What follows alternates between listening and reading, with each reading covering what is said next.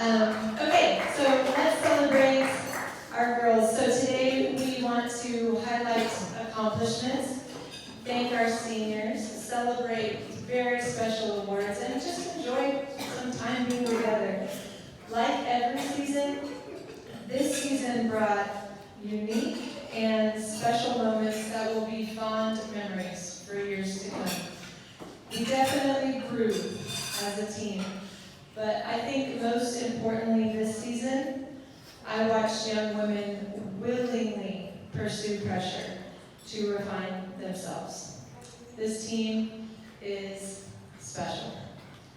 This season, in many ways, I asked our athletes to enter into a negotiation with their future.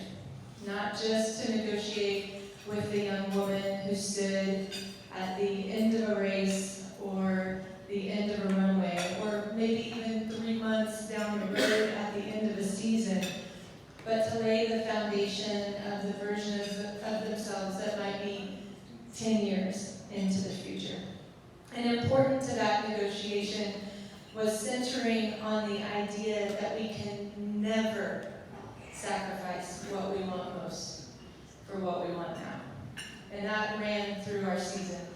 Never sacrifice what you want most for what you want now. And if we wanted true and meaningful relationships, we had to work to cultivate them. Setting ourselves aside, pursuing honesty and integrity above all things.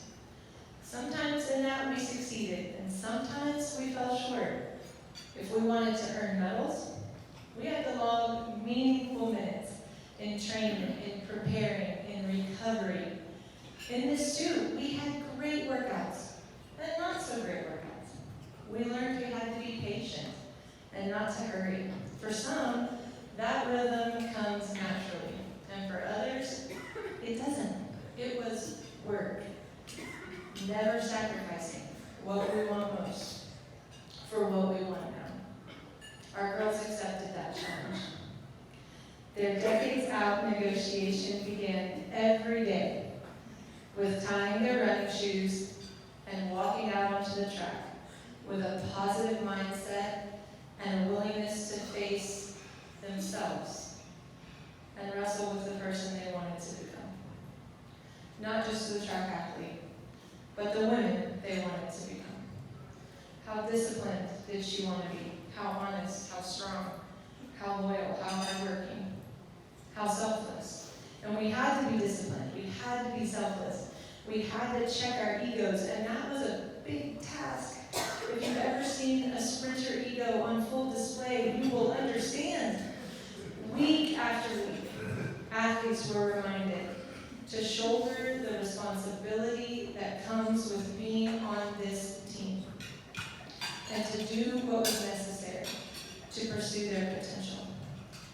As we worked, I asked them to calculate every step, pursue pressure, absorb the expectation of representing this team. And this created tension. It was palpable at times, but it also refined some of the strongest women I've coached and created a team that knew what was required to be excellent. The intention, the long-term sacrifice, and the will. My dad and I are readers. I know that's kind of nerdy these days, but we're always sharing books and podcast clips and quotes we come across. And he recently shared this with me and it just resonated for this team. Perhaps happiness is always to be found in the journey uphill and not in the fleeting sense of satisfaction awaiting at the next peak.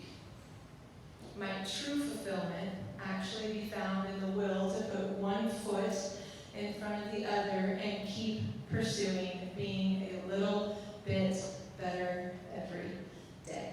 That's this team. Maybe not necessarily found in the gold medal moments, although those are fun. I think that's true. As not only were the women who finished this season stronger than the ones who began it, but they are on their way to being truly remarkable. Thank you, ladies, for your efforts, for your sacrifice, for your trust.